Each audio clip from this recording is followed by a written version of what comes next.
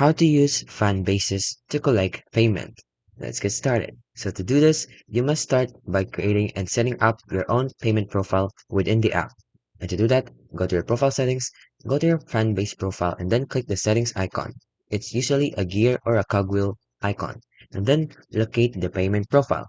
Now from there, find the payment profile section and click on create payment account.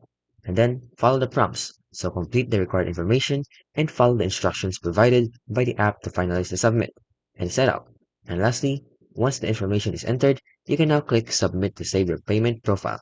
And they have a lot of methods of payment collection like your subscriptions, love, invoices, fund basis financing, and some other things. And here are some key considerations. You must have your secure storage, creator control, and your transparency on your own app or profile. And that's how you can basically collect payment using fan bases.